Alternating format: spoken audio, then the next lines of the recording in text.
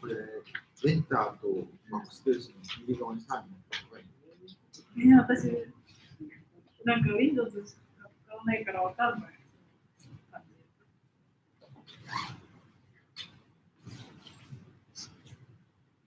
こっちの準備大丈夫そうですか？こっちの準備大丈夫そうですか？もうライブ配信してる。あ、そうだ。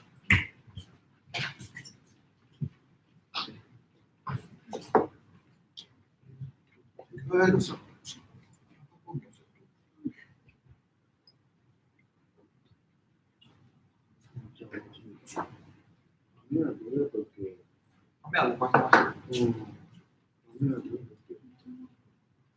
カメラして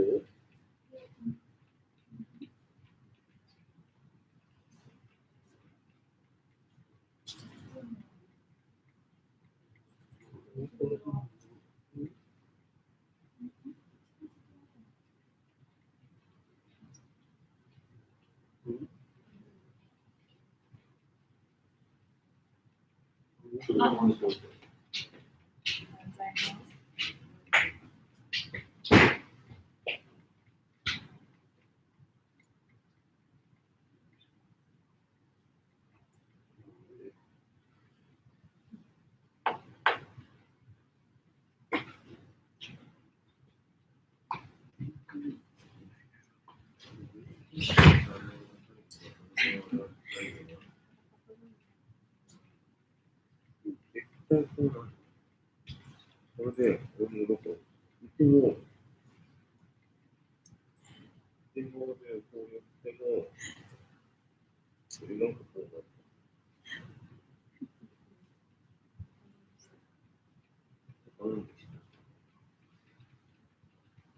た。ライブ、この YouTube チャンネルに入ると、ライブのところ出てくる。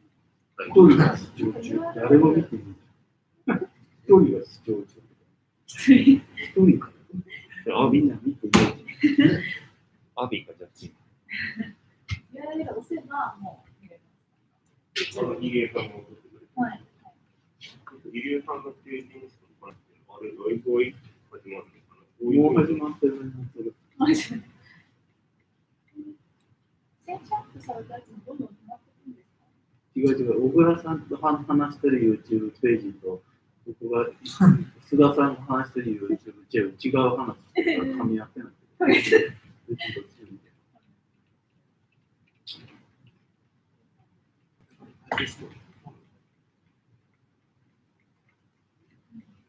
ライブ配信したものは、録画されるね。NTU 側に。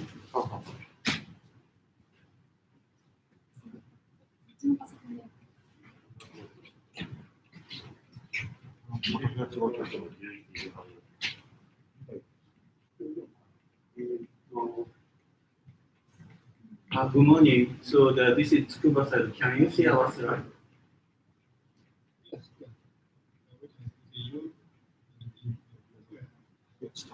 Okay, thank you very much. How is the NTU side?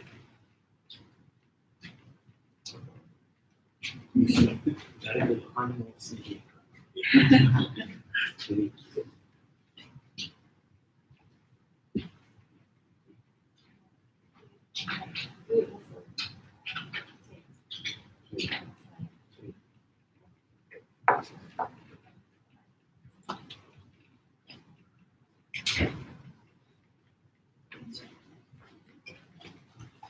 あ、どこか。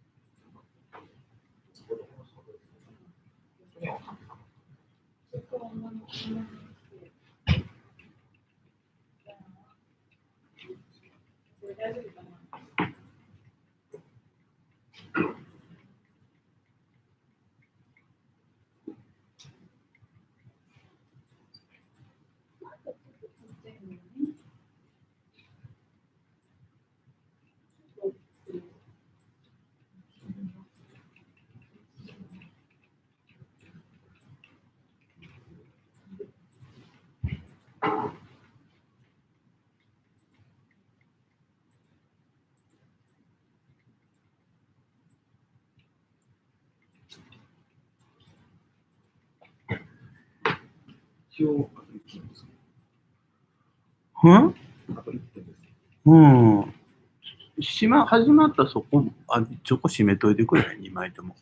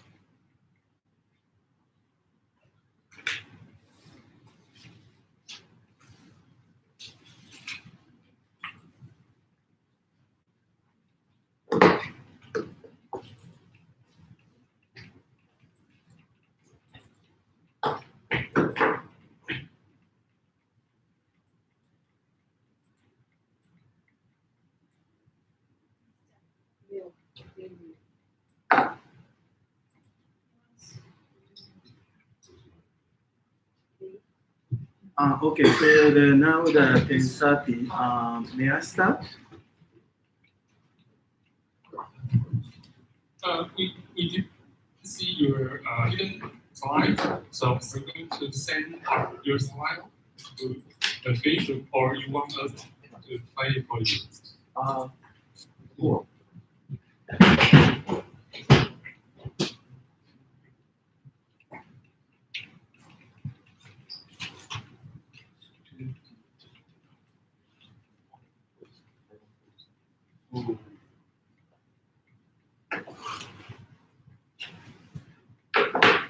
So I think now we are sending our slide. Can you see our slide?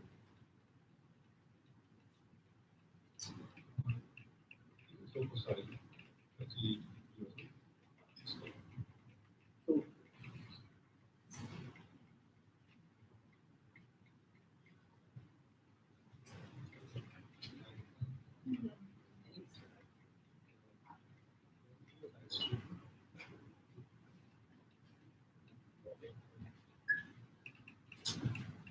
Yeah, we still haven't your slide yet. See.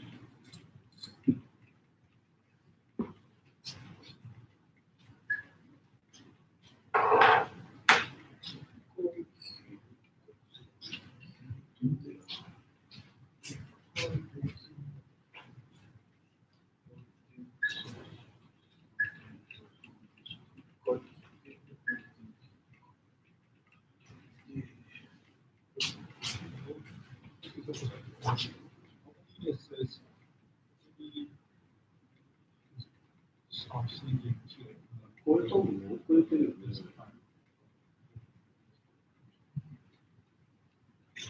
下でこれをして、下の。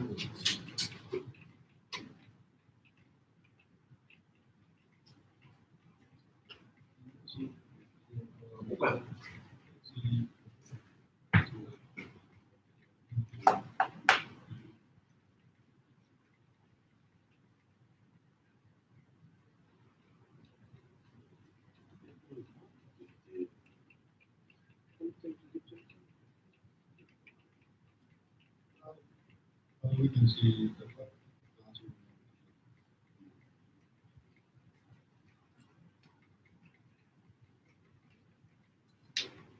we still cannot see the slides. We can see both classroom from Chugubang and but let me check with our back first. Okay.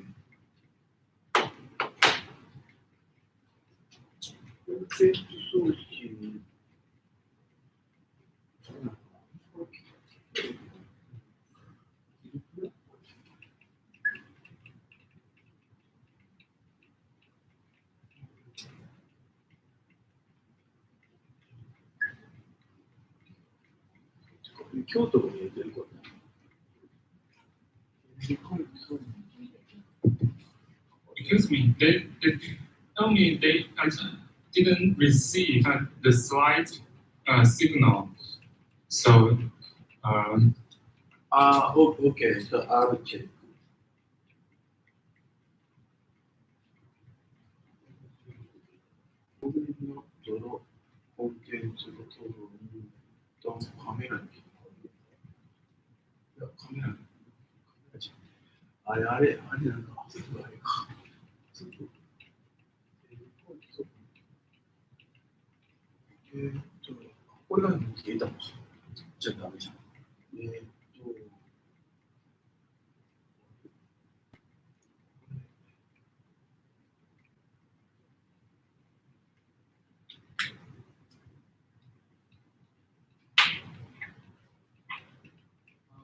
we don't see your slides. これでカメラで、もう一回、これで押すと、ここは送信して、これでいける。で、これで、うちの画面なるだろう。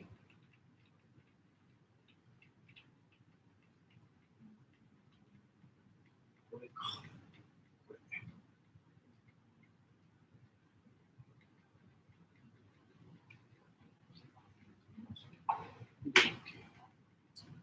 これ。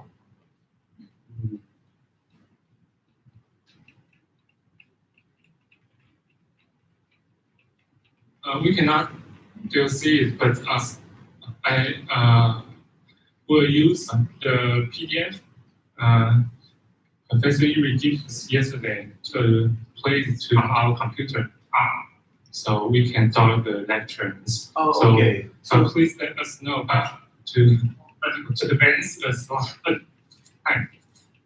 Okay, all right. So now I start my lecture. Okay. Good morning, everyone. MTU side and the Kyoto side and the Tsukuba side. So today I will talk about the post-transcriptional regulation of gene expression. So actually, this year, the really unusual situation. I really hope that this coronavirus problem will end soon. Okay. So this is today's content. So the post-transcriptional regulation of gene expression, introduction, and also the mRNA degradation control by microRNAs and the RNA binding proteins. So after my lecture, so our Tsukuba student, Koyo, Junior, Yukino, give a paper presentation. The mRNA destabilization by BTG1 and BTG2 maintain the T cell quiescence. Actually, so I am a yeast researcher, and now maybe somehow surprising our group show the immunology paper. Anyway, let's start with the introduction. So this is a very famous figure from the molecular biology of the cell. So the DNA is here, and DNA transcribed to mRNA. So then mRNA transported from nucleus to cytoplasm.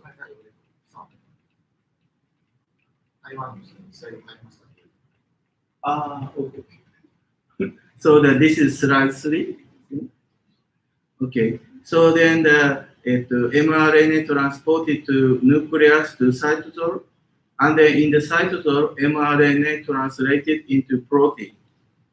So this gene expression can be regulated at many of the steps in a pathway from the DNA to protein. And in many cases, transcriptional control are most important. Okay, so the next slide. I think that everybody familiar with this cartoon, lactose operon. Here is the lactazine, and here is the promoter region. So lac operator is here, and -10 and -35 region. I think that we already had a lecture about transcription in this long distance course. So you know that lactose operon in turn off in the presence of glucose or the lacking lactose. And this transcriptional repression is mediated by lac repressor. This lactose operon also controlled by CAP transcription activator. Only in the absence of glucose, in the presence of lactose, and lactose operon is turned on. Okay, next slide.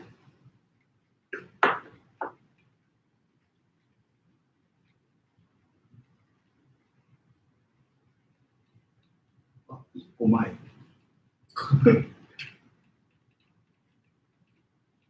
Yeah, this one. Okay. So this is a cartoon, the transcriptional control in eukaryote. In case of eukaryote, the process is more complicated. Here, the gene X, RNA polymerase 2 is here. And then this is a transcription factor. Transcription factor recruit co-activator and also the general transcription factor and also mediator. And then RNA polymerase 2 is recruited to the promoter and transcription is started. Okay, next slide. So this is also from the textbook.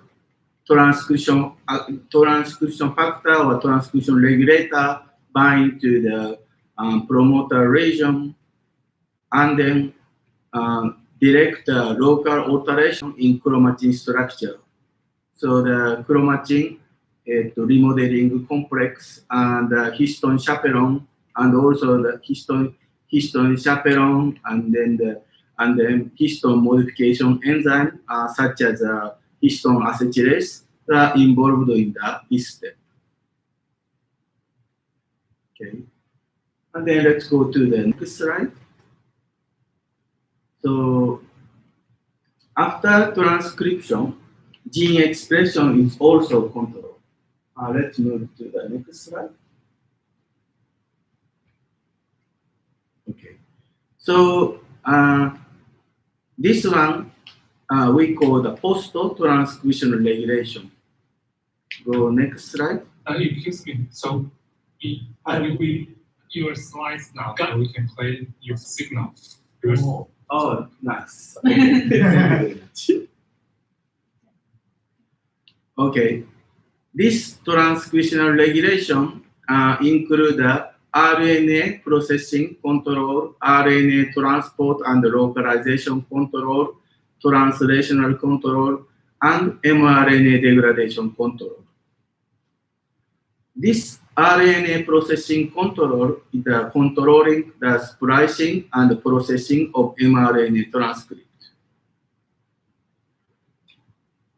RNA transport and localization control is selecting which completed mRNAs are exported from nucleus to cytosol and also determined where in the cytosol mRNA are localized. So this is a translational control. This translational control is selecting which mRNAs in the cytoplasm are translated by ribosomes. This is the mRNA degradation control.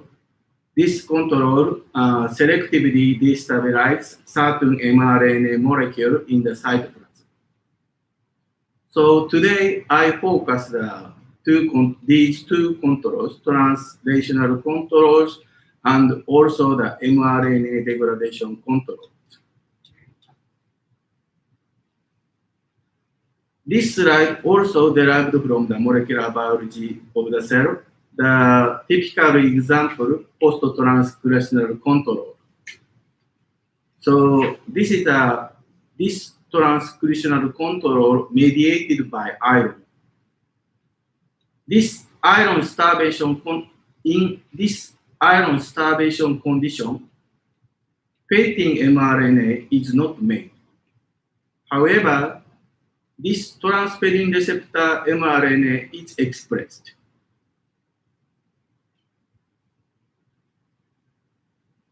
In the condition of excess iron, this painting mRNA is expressed. On the other hand, transferrin receptor mRNA is not expressed. This control mediated by this cytosolic aconitase. In case of painting mRNA, this cytosolic aconitase binds to the 5' UTR of mRNA. UTR means the untranslated region. This cytosolic aconitase also binds to the 3' UTR of mRNA. This painting receptor mRNA. This is iron starvation condition.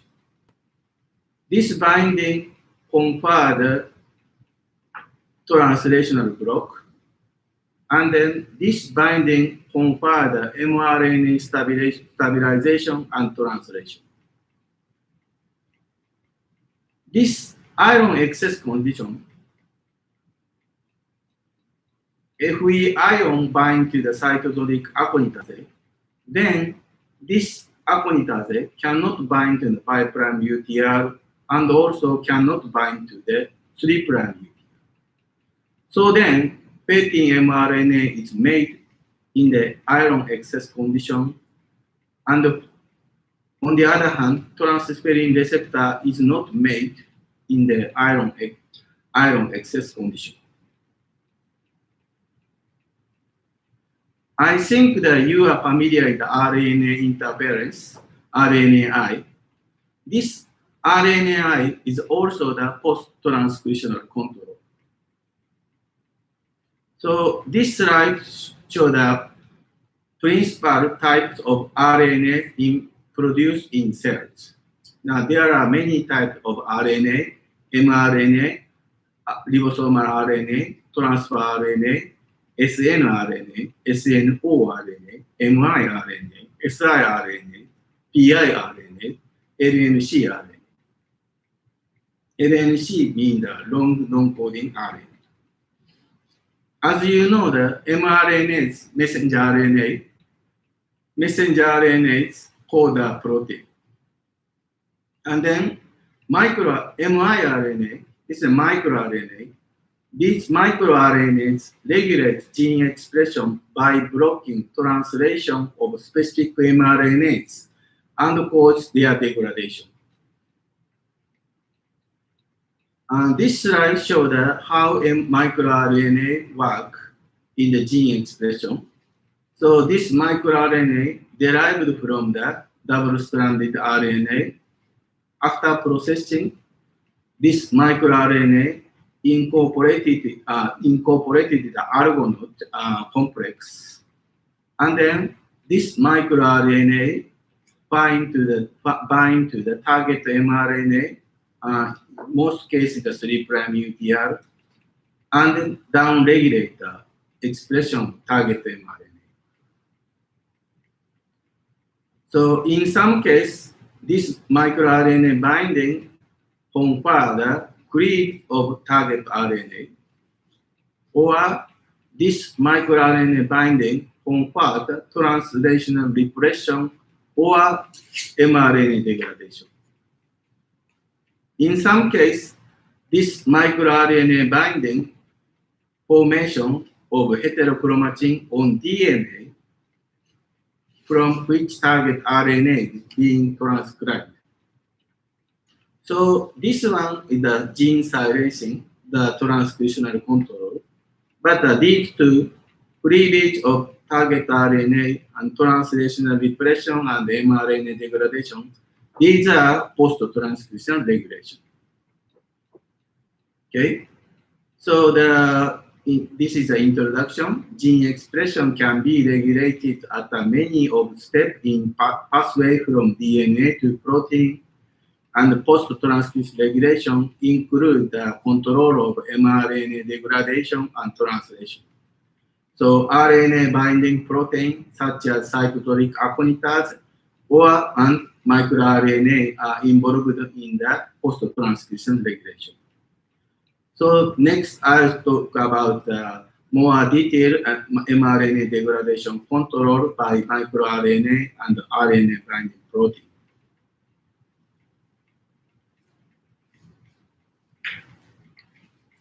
Okay, so this is also derived from the textbook.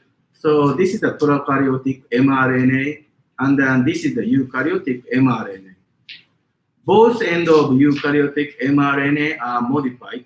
So at the 5' end, modified by cap structure, so methyl guanosine. So described here. Methyl guanosine. This is the 5' cap. And 3' end also modified with a poly-A. We call this one the poly-A tail. So these modifications are done by the co-transcriptional steps. So this cartoon shows the co-transcriptional RNA processing in the nucleus. So please remember, this is nucleus. Here is the DNA, and then this is the RNA polymerase. So this is the C-terminal domain, the RNA polymerase 2. So please remember you may know that C-terminal region of RNA polymerase is important for the regulation, and somehow, so this regulation is done by the phosphorylation.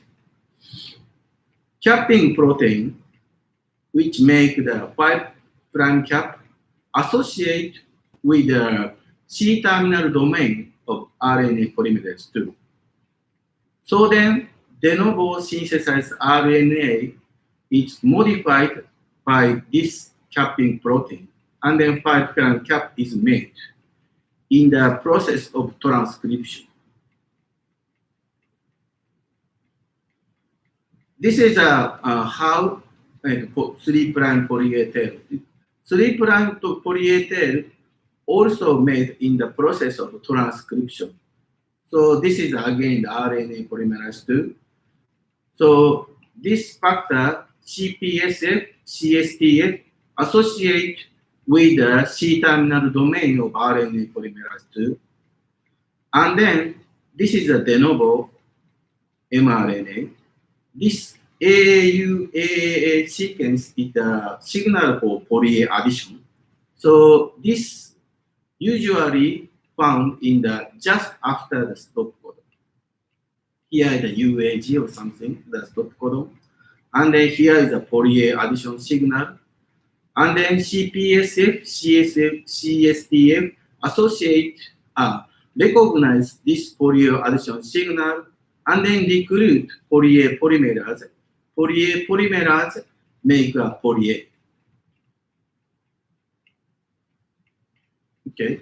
Again, the both end of eukaryotic mRNA are modified. And then, so by capping on the 5' end and also the polyadenylation of the 3' end. So then, what is the function of this 5' cap and the 3' polyethylene? I think everybody knows that this 5' cap and the 3' polyethylene are important for the translation and also the mRNA stability.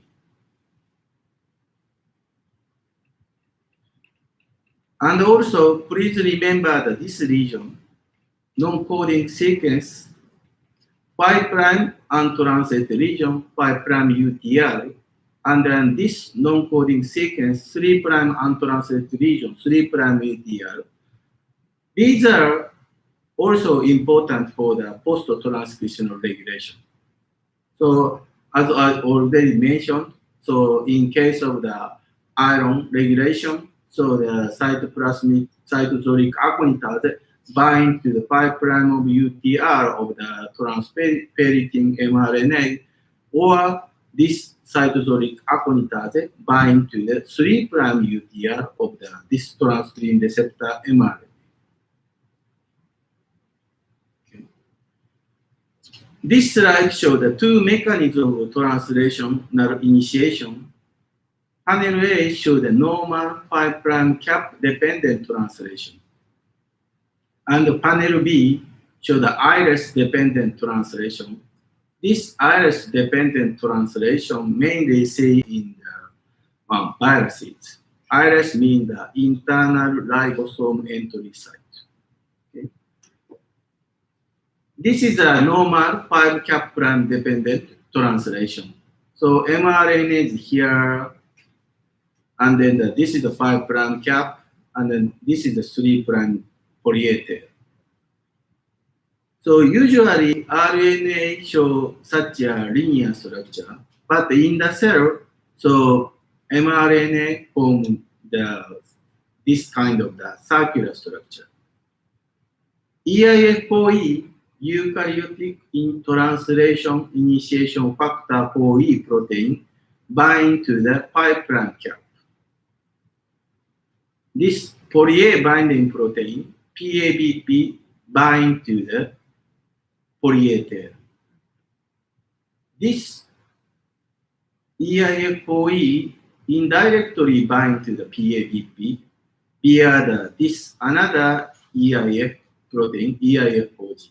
EIF4E bind to the EIF4G, the EIF4G bind to the PABP. This protein binding make this circular structure, and then this circular structure confers the efficient translation. So this structure efficiently recruit the ribosome, and then many ribosomes bind to the mRNA. We call this one the polysome. So this polysome structure make many proteins. This is the panel B. This is the iris dependent translation. So this kind of the mRNA does not have the 5' cap structure. Instead of the 5' cap structure, this type of mRNA contains this iris sequence. So iris sequence make a kind of the secondary structure, and then this secondary structure bind to the EIF4G, and then also EIF4G, the PAB. And then in case of this type of iris-dependent translation, this structure make efficient to translation. Okay. So today's topic, the post-transcription regulation, the mRNA degradation control, and the translation control. Again, the EAF4E, 4G, PABP confer efficient translation. But in some case, mRNA is degradation. So mRNA degradation starts with the deadenylase. Deadenylase shortened poly-A tail. So then this post-transcription regulation is the competition between the mRNA translation and the mRNA decay or translational repression. So many factors involved in this competition between the mRNA translation and the mRNA decay or translational repression. Again, the 5' cap, the 3' poly-A tail are important for translation and mRNA stability. And then the EIF4E, 5' cap binding protein, EIF4G, this is the scaffold protein for the EIF4E and the PABP, and the poly-A binding protein, PABP. These are positively regulate the translation. On the other hand, deadenylase, which is the enzyme shorten the 3' poly-A tail, and also decapping enzyme, this enzyme remove the 5' cap involved in the mRNA decay. Okay. So this slide shows the general pathway and for the mRNA degradation in eukaryote. Here is the mRNA with the 5' cap and the 3' poly-A tail. This mRNA decay pathway initiates with the deadenylation of this 3' poly-A tail. Deadenylate mRNA are then two processes, 3' to 5' degradation, or the decapping and 5', 3' degradation. Okay, let's go one by one. Okay, mRNA decay pathway initiated with the deadenylation of 3' poly-A tail. This deadenylation mediated by two complexes, CCR4 knot complex and PAN2 PAN3 complex.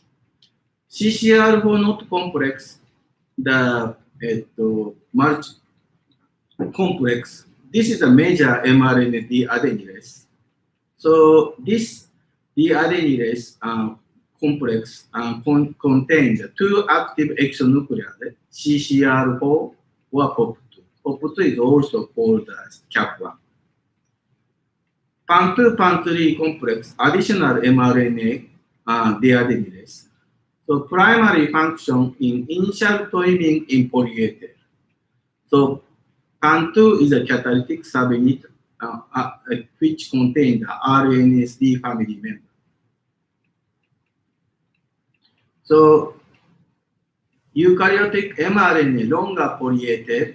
So PAN2 PAN3 initially trim the RNA, and then CCR4 knot further degraded and poly-A tail. This CCR4 knot complex and the PAN2 PAN3 complex are originally found in the yeast Saccharomyces cerevisiae, but later found in other organisms, Drosophila, plant, and mammal. So that means the CCR4 knot complex evolutionary conserved, and also the PAN2 PAN3 complex is also evolutionary conserved. However, in mammalian cell, there are additional deadenines, pan or during the angel or something. So the yeast only has the CCR4 not complex and the pan 2, pan 3 complex, but higher eukaryotes has a more additional deadenines.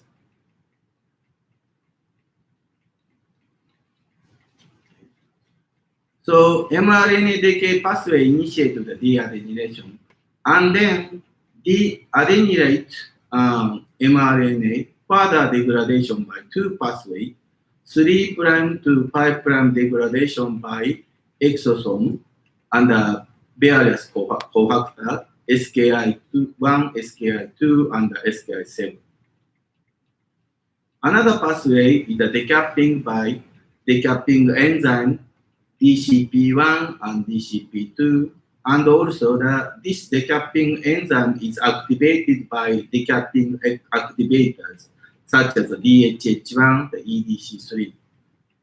And then decapped mRNA further degraded by 5' to 3' by XRN1. XRN1 is the 5', 3' exonuclease.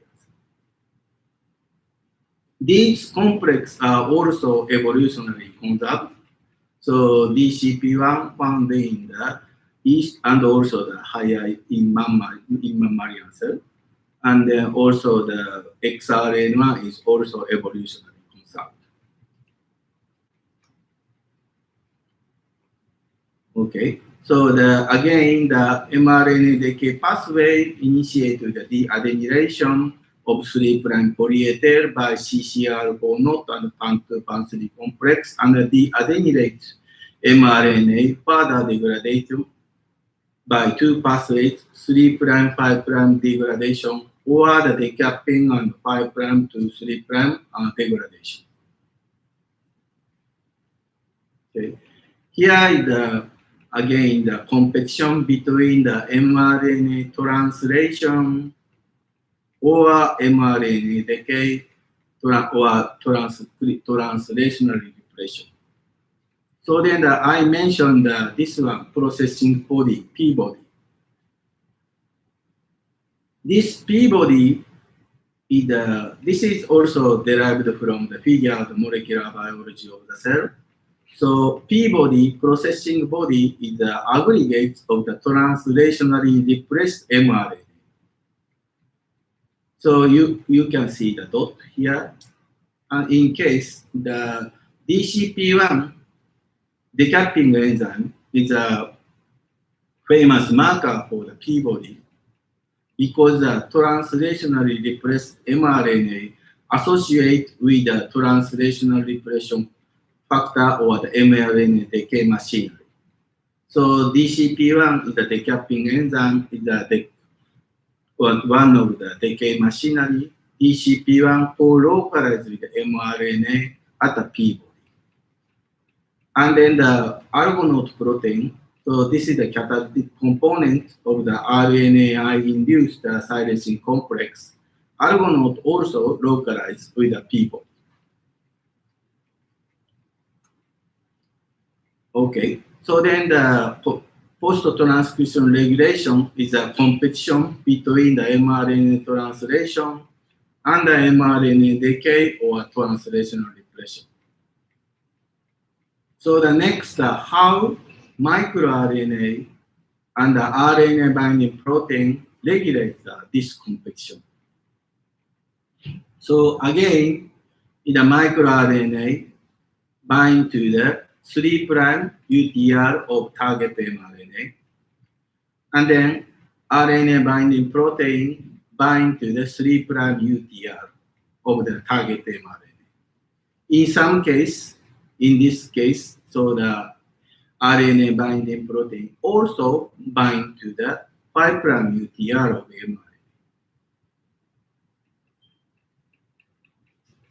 Okay, RNA binding protein bind to the 3' UTR of target mRNA, and then this RNA binding protein, in this case the PAP5, one example for the RNA binding protein, this PAC5 recruit the CCR4 not complex via the direct binding to this CAP1 POP2. So PAC5 bind to the 3' UTR, and then this PAC5 recruit the CCR4 not deadeninase complex through this direct protein interaction between the PAC5 and the POP2. And then this POP2 also associated the DHH1 decapping activator, and then deadenylate mRNA efficiently decapped by this decapping complex, and then the decapped RNA further degraded by XRN1 5' 3' X nucleus. This PAC family binding RNA binding protein, the one of the famous regulator of the post-transcriptional control. So this is a review by this group. So then the PAC family overview the PAC RNA target biological function, the post-transcriptional regulation. Okay, here again the PAC5 bind to the 3' UTR of mRNA and then recruit the CCR4 not deadeninase complex.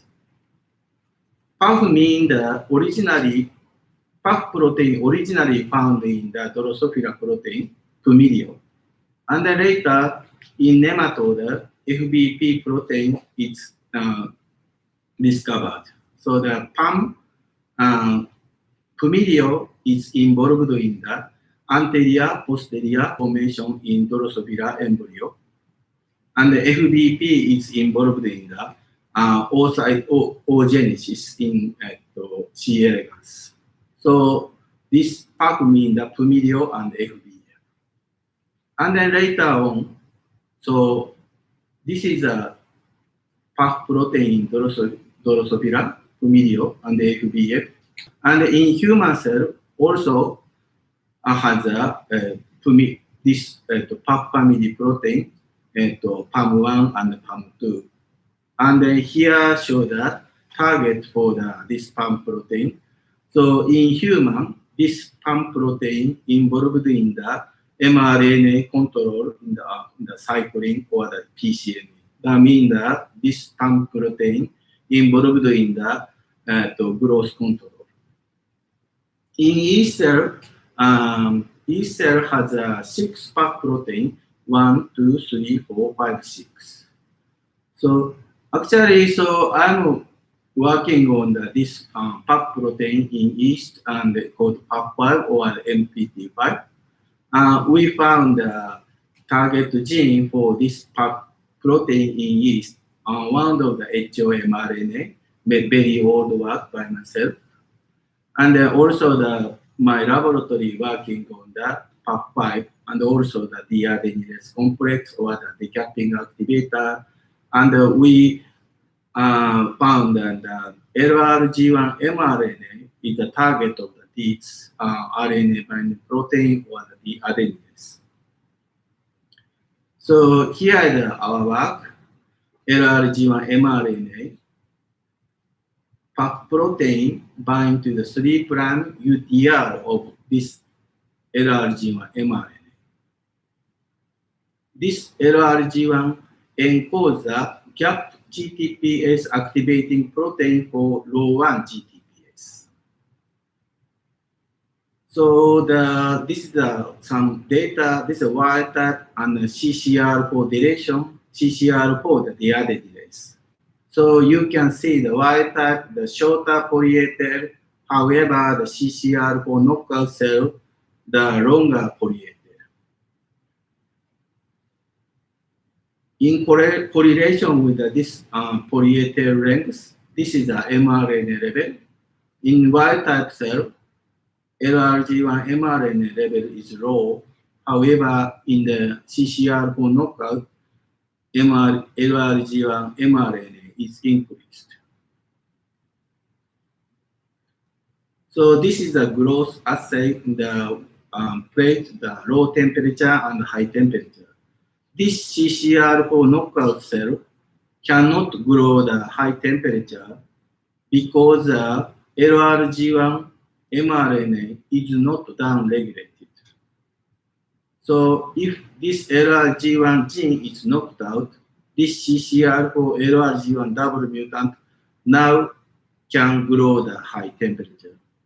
So our work means that through this binding, this CCR4 and also PAP5 negatively regulate the GTPase activating protein level, and then it means that this protein, this regulation, confer the efficient activation of this low 1 GTPase. So, and then this is the paper 2 years ago, in this long distance group, our student group showed this paper published in the Science Signaling. In mammalian cell, CCR4 not deadeness complex control the ATG7 dependent cell death and heart function. In this paper, one of the author showed a knockout mouse, the C03, the one of the component of the CCR4 not complex. So they found the CCR4, this NOT3, the one of the CCR4 not complex, has a function and in heart, especially the ATG7, the autophagy dependent cell death. Okay, so let's move on to the microRNA. So microRNA also bind to the target mRNA. And then I will show how this microRNA confer the mRNA degradation or the translational repression. This is a different cartoon. Here is the mRNA, and then this is the microRNA. So you can see that many factors are involved in this microRNA mediated gene repression. So let's go one by one. So again, this 5' cap and the 3' poly-A tail are important for the translation and the mRNA stability. This microRNA bind to the 3' UTR of target mRNA together with the 2 component AG argonaute and also this one GW182. This microRNA associate with the argonaute family protein. This is the core of the miRNA-induced silencing complex. So we call it MI disk. This argonaute protein interact with the GW182. This GW182 recruit CCR4 not complex and also PAN2 PAN3 complex. And also this GW182 also associate PDA-B2. So then the mRNA decay factor recruited to this target mRNA via these interactions. So then mRNA degradation occur by this CCR4 not complex and also PAN2 PAN3 complex. This GW182 also confer the decapping. So then mRNA is degraded first deadenylation by CCR4 not and PAN2 PAN3, and then this cap structure is decapped by DCP1 and DCP2, and then this decapped mRNA degraded by XRN1 exonuclease. this is a molecular mechanism, how the microRNA confer the mRNA degradation or the translational repression. Okay, so then the microRNA and the RNA binding protein regulate the competition between the through the binding of 3' UTR of target mRNA, and then recruit the repression decay machinery. Okay, yeah, okay. So then this is the end of my talk. So after my talk, the student group showed this paper, mRNA destabilization by BTG1 and BTG2 maintain the T cell quiescence. Okay, so this BTG1 and the BTG2 associate both PABP and C07. C07 is the CAP1, the one of the component of CCR not complex. So I hope that you enjoy the student presentation. And thank you very much for listening. Okay, I'm happy to take a question. Thank you very much.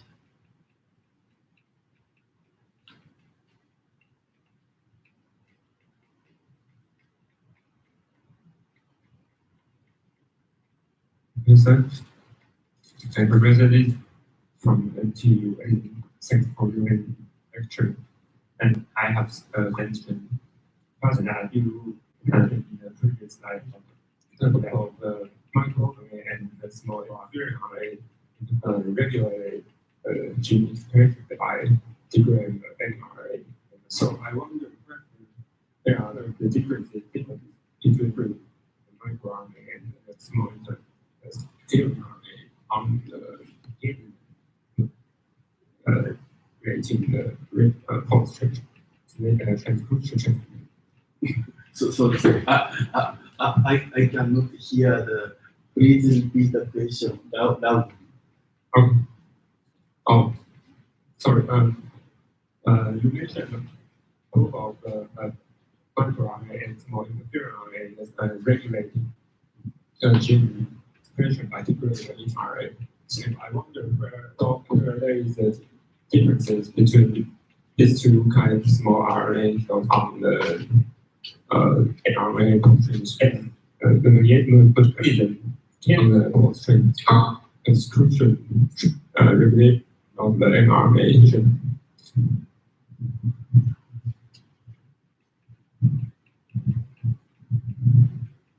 So you mean the difference between the mRNA and the microRNA? No, the siRNA and the miRNA.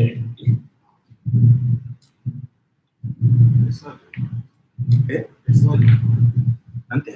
it's like Okay. Sorry. It's you mean the siRNA and the A small mRNA? interferon. Actually, in my slow.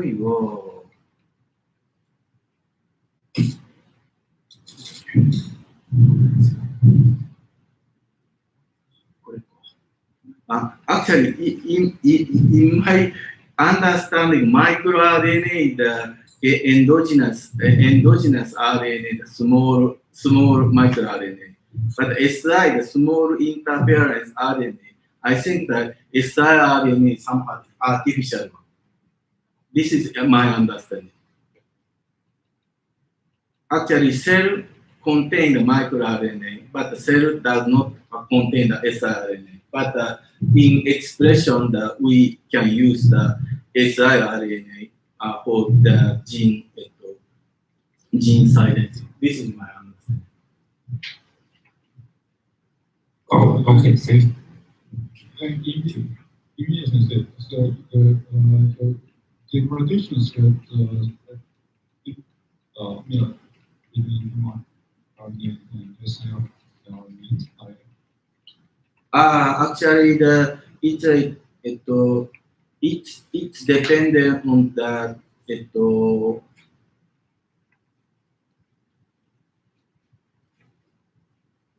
it's dependent on the binding of between the target and microRNA.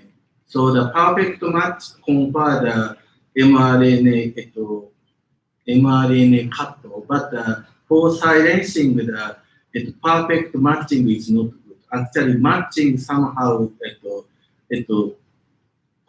determine the later process. In my understanding. I see.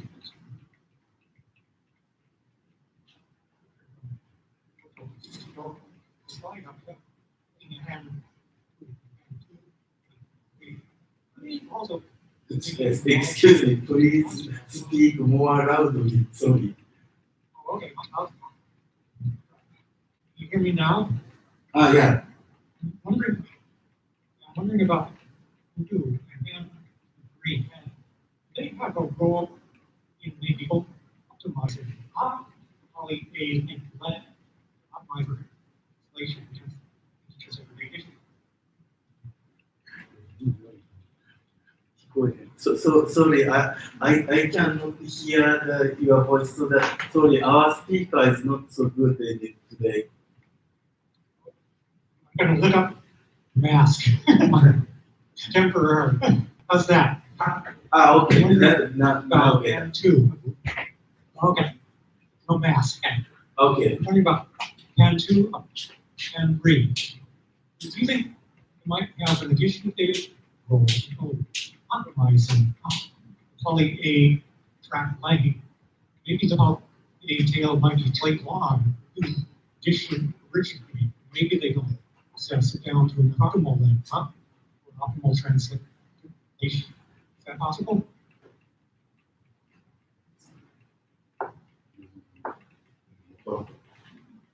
すいません、ちょっと分かんなかったです。ごめんなさい。例えば、3がポリエーテールの長さを調整して翻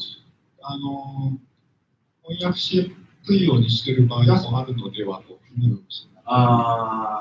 Yeah, okay, that is yeah, actually, so I don't have the exact answer, but I think in my experiment, so the too much longer is not good for the translation. So yeah, I agree. The pan 2, pan 3, the somehow trimming the polyether. So then and then this trimming may be important for the translation, but we don't know the real result because usually even in case of E cell, pan 2 and pan 3 deletion has a totally no phenotype. That is somehow surprising. And also CCR4 deletion is show the slow growth, but still can grow. That means that the adenylase is not essential for the cell growth.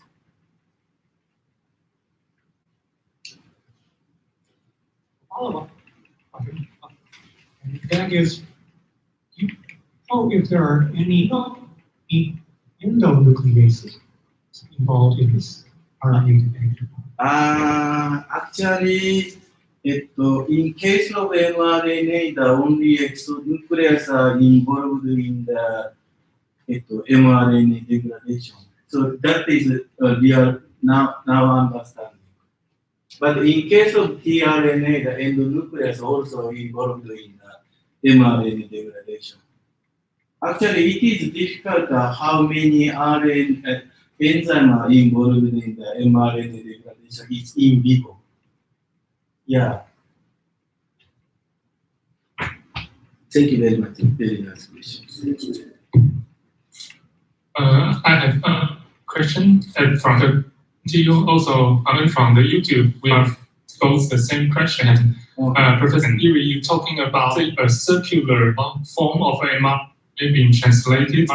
Is that almost like all mRNA being translated like that, or some specific mRNA translates in the circular shape like?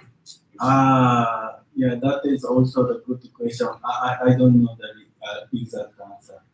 We really thought originally the US group researcher showed the EIF OE indirectly by the PA repeat and show the loop structure important. But I think no one know the real structure in cell, exact cell. Oh, sorry, that's my answer. Okay, good. Thank you. Professor, this is Anju Sagi. Okay. Thank you for your presentation today. I want to ask, can P-body combining protein be dissociated with a complex and the RNA in the square again? Check. Yeah, that is a good question. Actually, Since you just mentioned,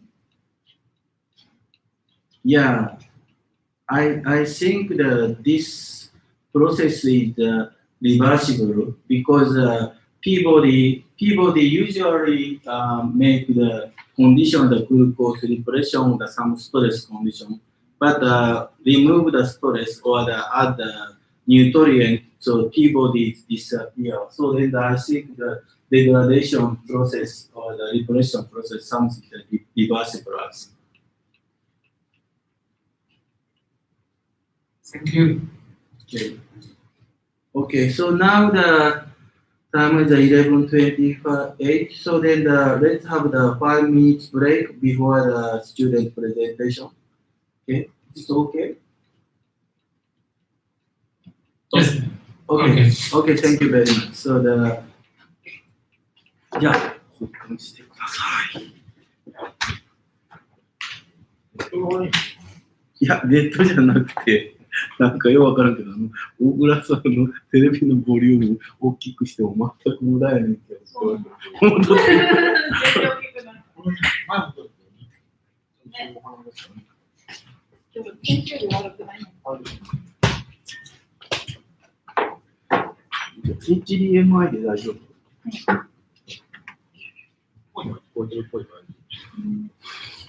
なんか、そこちっちゃくしてるのかな。波がなんか二重で聞こえるから。そうだね、二重で聞こえてるね。よくわかんない。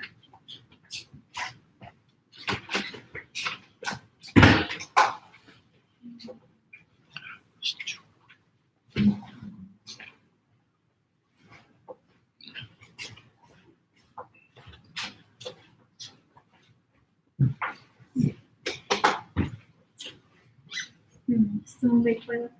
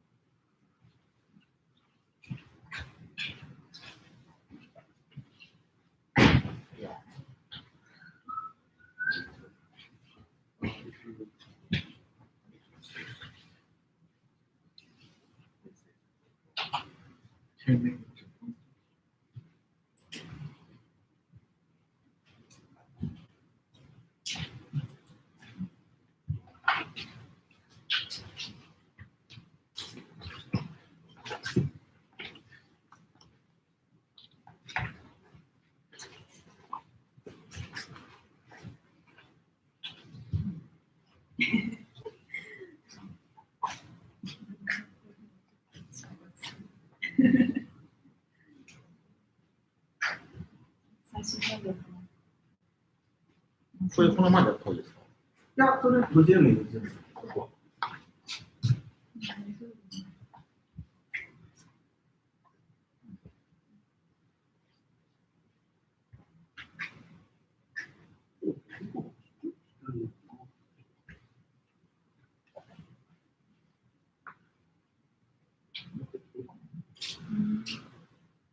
先週うるさそうじゃない？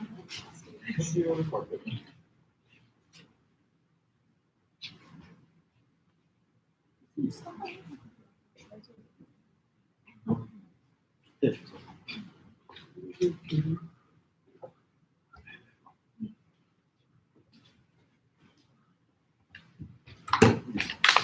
っとスライド見えるか最初聞いて。Hello, this is Tsukuba side. Can you see our slide? Yes, volunteers. Yeah, time. Yeah. Okay, thank you. めっちゃでかい。こういった本です。いいですか Okay, we'll start our presentation. Please come. I'm Junior, she's speaking on his Koyo. Today we present this paper. This paper is mainly about the importance of RNA destabilization by these proteins for T-cell quiescence. So what is quiescence? The quiescence is a cellular state in which cells undergo reversible cell cycle with low proliferation and low metabolic rate. For key lymphocytes, so T cell, quiescence is a ground state where they are poised in the absence of any activation signals. So suppose this is a naive T cell, and this cell stays in quiescent state.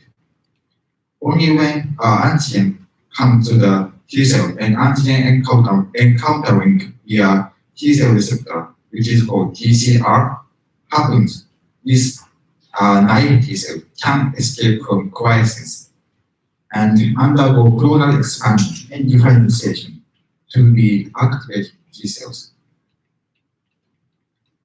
Many studies have shown that T cell quiescence is an important state for its survival, and thus this state is actively maintained rather than default state. Although some factors are already known to play critical role in T cell quiescence, the detailed mechanism is not elucidated yet. In this paper, they had identified that two proteins called TTG1 and DTG2, this protein recruits PAPP and signal degradation complex to messenger RNA to decrease the amount of messenger RNA, their degradation. And this reduction of messenger RNA by DTG1 and 2 is important for the T cell quiescence. Okay, so from the next slide, I will talk about the result and how they found this, how they established this model. So to understand how T cell quiescence is maintained, they focus on histone H3K27 acetylation, which is an active histone mark. So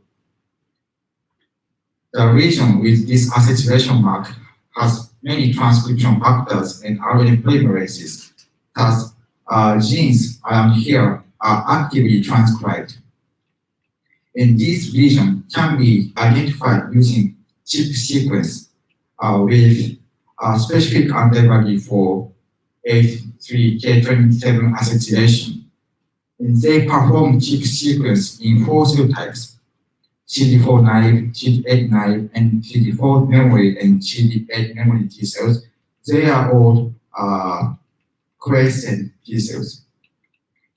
And by using this assay, they found two proteins, BTG2 and BTG1, is highly marked with H3K27 acetylation, and this was found in all 4 quiescent T cells.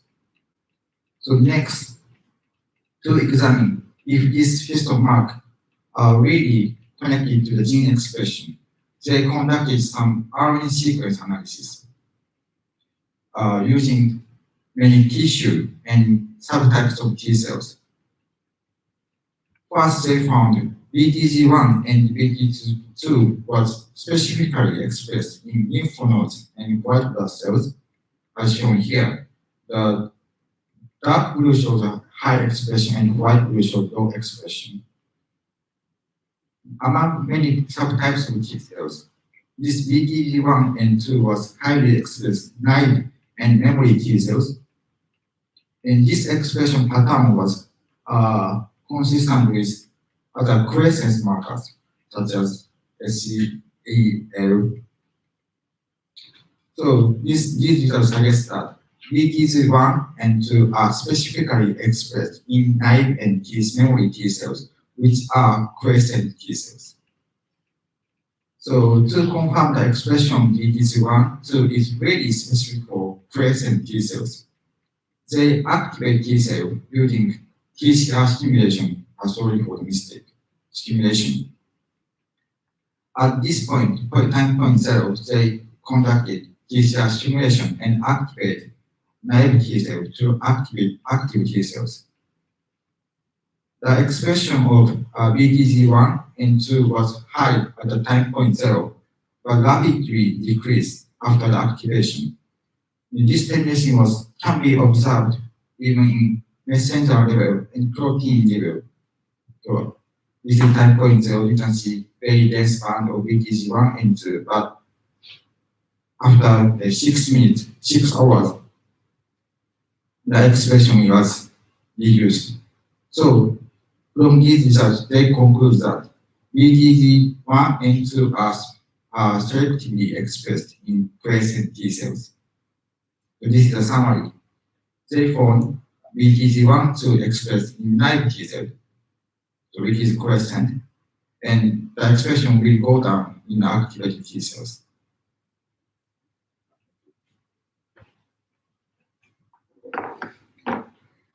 Next, in figure 2, the authors examine the function of BTZ12 in T cell quiescence.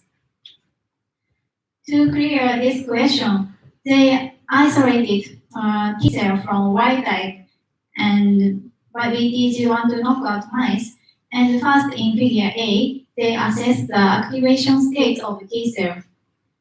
Usually, naive T cell expressed CD14 at low and CD16 at high level.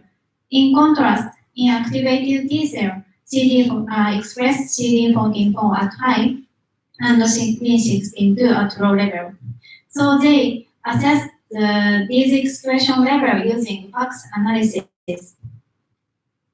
As you can see here, in Y-type T cell, CD14 low and CD16 high expressing naive T cell were observed like this. But the activated T cell, the number of activated T cells were low. However, in BTZ12 knockout T cell, the number of naive T cells were decreased compared to Y-type. And activated T cells were increased like this. This result shows that BTZ double knockout decreased naive T cell. And then they next examine the cell proliferation. Ki-67 is proliferation marker, and they found that BTZ double knockout T cell, shown in red color, increased Ki-67 level compared to wild type. And in next experiment, they performed in vitro T cell proliferation assay. And usually, T cells are activated by CD3 TCR stimulation. So in this experiment, they cultured T cell with CD3, and after that, they measured Ki-67 level and IL-2 production, which is produced by activated T cell. So this is the result of wild type, and this is BTZ knockout T cell. And they added CD3 at each concentration level. As you can see here, even in the low concentration of CD3, and in BTZ knockout T cell, the Ki-67 high and IL-2 high activated T cell were observed. However, they are not observed in wild type. And this increase were observed in each concentration of CD3. So suggesting that BTZ knockout enhance clonal expansion and activation of T cells. In addition, they examine the function of BTG12 on T cell pathogenesis. So they injected this T cell into LAG2 knockout mice, which is immunodeficiency mice, and monitored body weight and colitis formation. Colitis formation occurs in autoimmune response disease, which is induced by excessive activation of immune cells. So as a result, they found that the injection of BTG knockout T cell decreased body weight like this and increased colitis formation. These results suggest that BTG knockout promoted T cell activation and pathogenetic response of T cell in vivo. This is summary for figure 2. In wild-type T cell can keep coexistence. However, BTG knockout T cell easy to escape from coexistence, which result in activation and pathogenetic response of T cell. Next, in figure 3, they examine the mechanism how BTG12 regulates T cell coexistence. So, to clear it, they performed RNA sequencing. In this figure, this axis shows the fold change of RNA expression level of in BTG knockout T cells divided by Y type, that of Y type. And we can see entire mRNA abundance were increased in BTG knockout T cells. And then they normalized mRNA expression level by mitochondrial mRNA expression level. And this is Y type, and this is knockout mRNA expression level after normalizing. And we can see mRNA abundance were increased in BTG knockout T cells even after normalization. And then they examine the function of upregulated gene in BTG knockout T cell and using database and found that these upregulated genes were involved in immune response as expected. And finally, they also checked the protein abundance, which related to the T cell activation. And they found that BTG knockout T cell increased protein abundance in both CD4 and CD8 naive T cell. So in summary, BTG12 knockout T cell increased mRNA and protein abundance, which resulted in the escape from coexistence.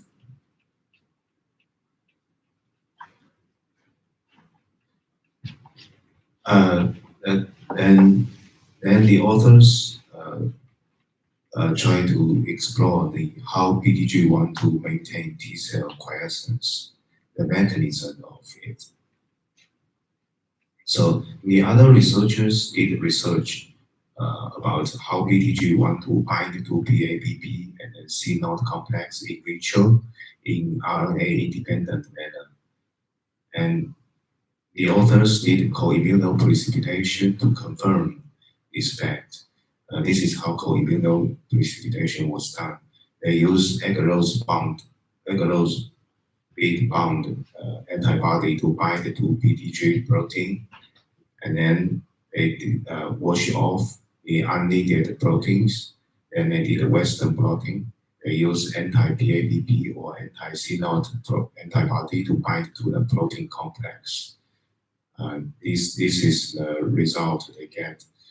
We can see the BTG1 bind to C0 or PABP, and there is interaction. After adding RNAs to digest mRNA, the interaction still exists. So, which means BTG1 associated with C0 or PABP in an RNA-independent manner.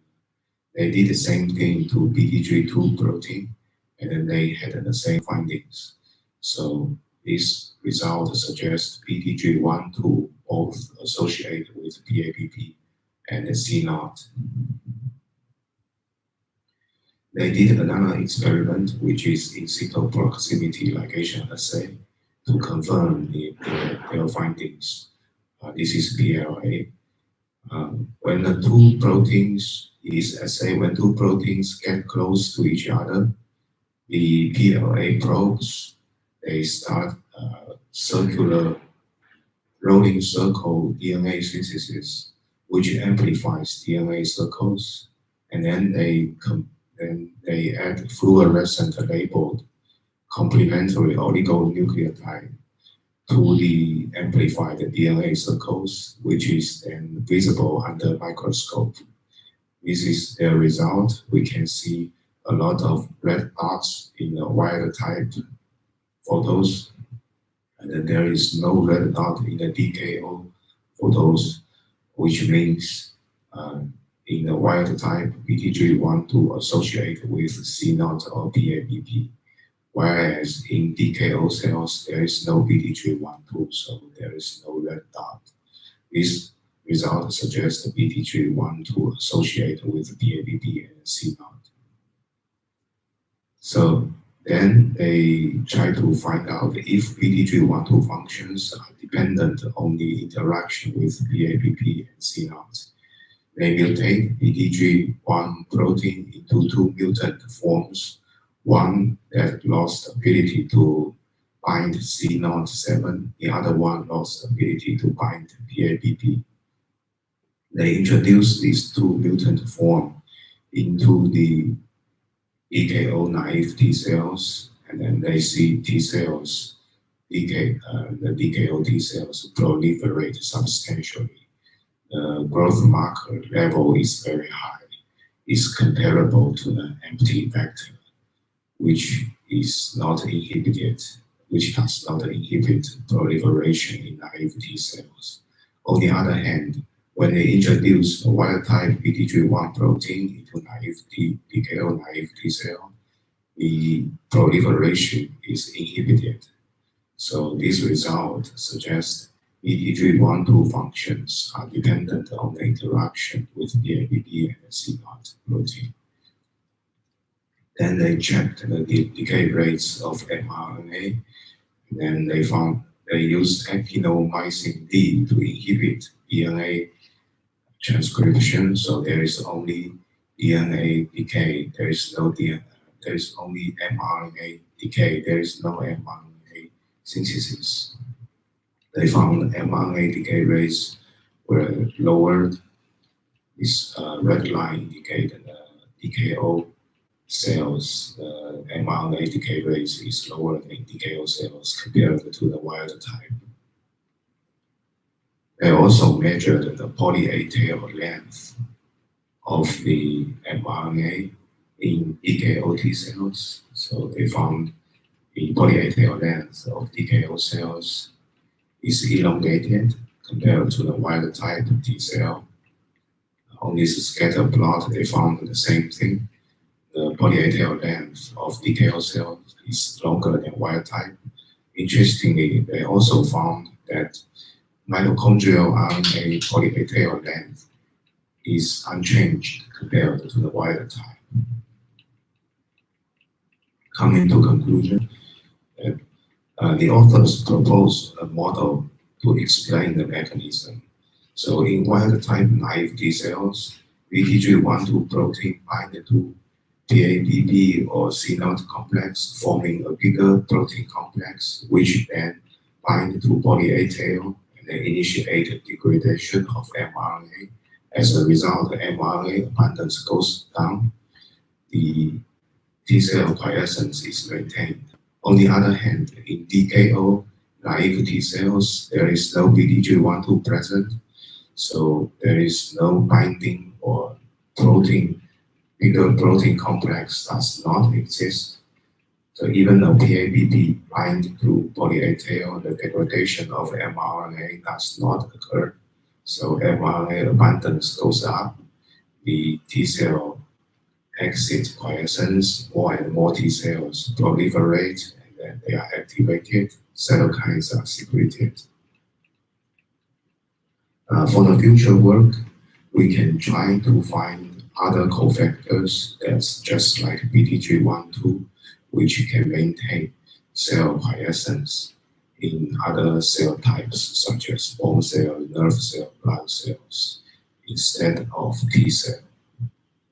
So that's all. Thank you very much.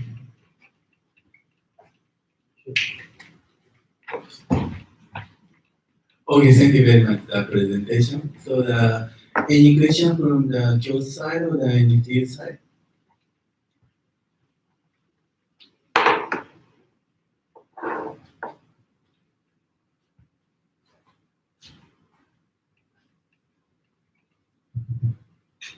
I'll give a funny little question. What prevents BTG12 from eating its own RNA?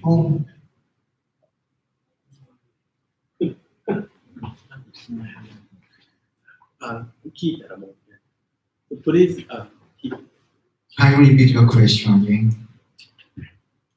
Okay. We know that in essence, no CTL, D1 and 2, which are highly expressed. Therefore, there must be a mRNA. What prevents the BTG1 and 2 proteins you want from doing up their own mRNA? BTG1 と2はハイリーエクスプレスだけど、その mRNA は分解されへんのか。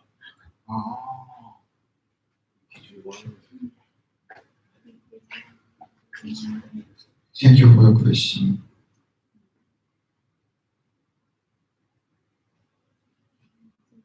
Yeah, that's a good point.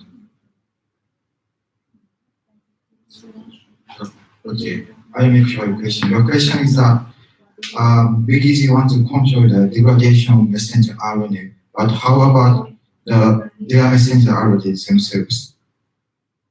Correct. Okay. Right.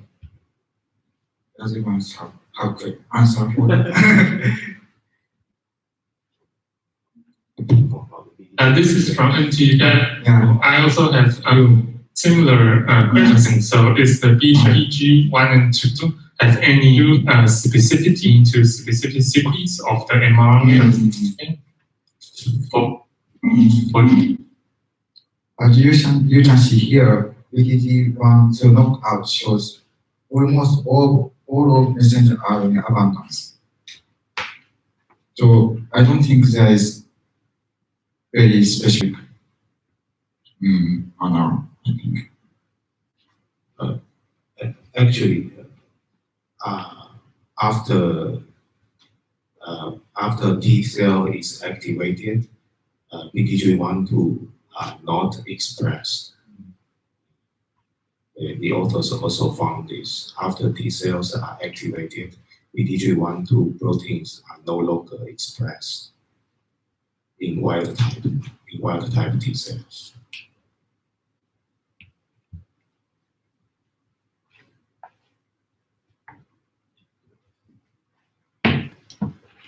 Yeah, actually, the specificity is a very, very interesting question. But in case of the yeast bug, the CCR or the RNAs bind to the 2000 mRNA within the 6000 yeast RNA.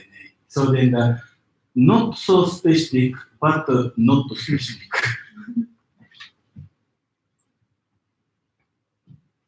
I agree. We did. There is some tissue specificity which not have these methods, brain or muscle. Tissue specific. It's highly explained, stimulating, and any personality did. Well, either it must be doing something else. Okay. Yeah, here's another question from NTU question. I wonder whether this BTG pathway is the only or the major pathway activated by CD3 activation.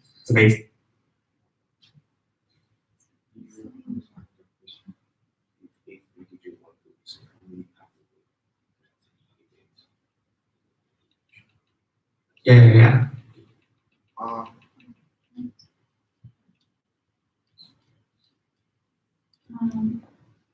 Not only proliferation, also BTG12 related to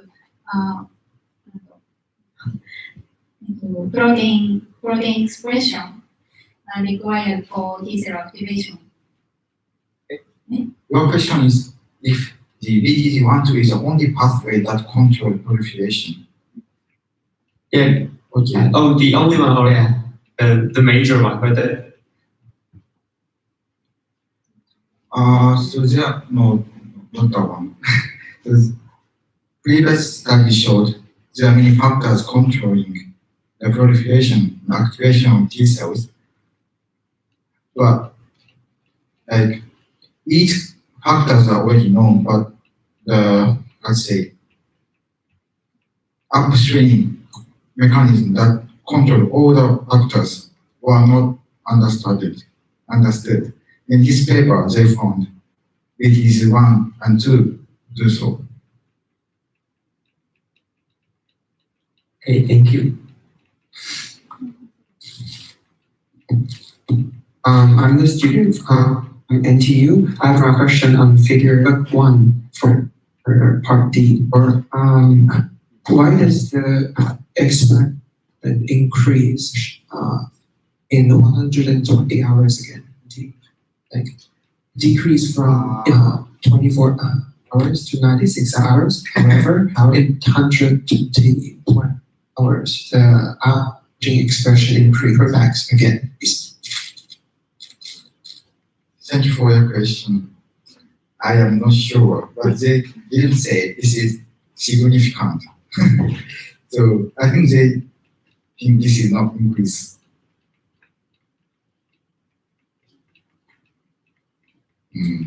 Okay, thank you. Thank you.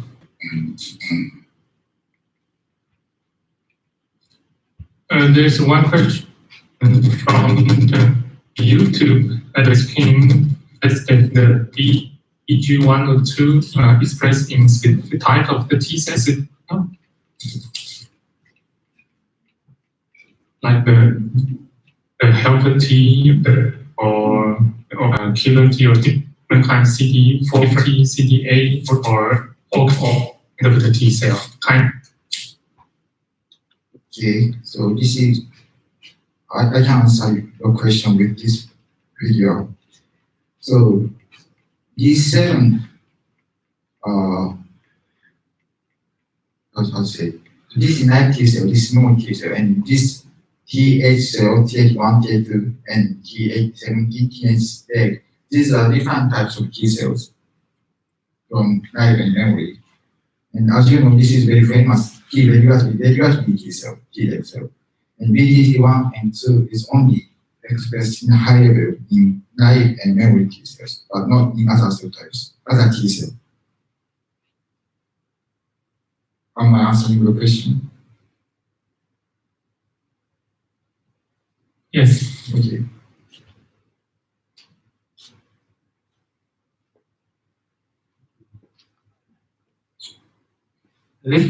Listen to see, and I have a question.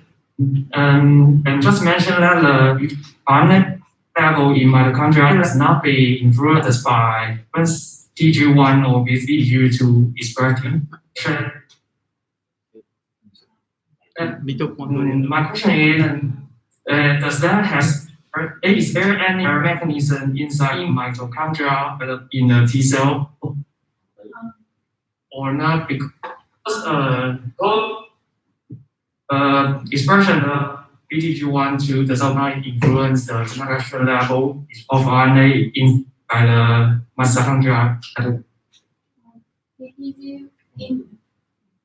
In this experiment, they found that BTG1 knockout didn't affect the mitochondrial mRNA expression level, so they normalized using that expression level. So, but I don't know why BTG1 didn't affect mitochondria. Okay, thank you. I think I can just answer my other question, which is about disability of beta G1 mRNA today. Remember, their first experiment was very chip limited by enhancement heavily populated with HLA glycine 27 acetylation. That means there's always a balance between packet transcription and mRNA AD. What this means is you're producing a ton of the mRNA, even if TG1 and TG2 threw away some of their own mRNA, but they're more than compensated for the amount of transfer. I think that answers the question. Just do you agree?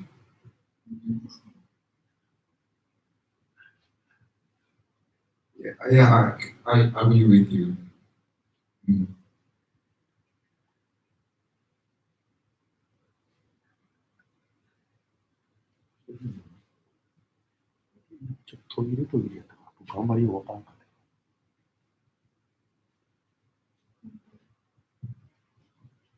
Okay, so now the time is 12:05, so then if there is no further question, so let's close today's lecture. So thank you very much for your attention, and then see you. 次、これいつでしたっけネクストウィークでしたっけ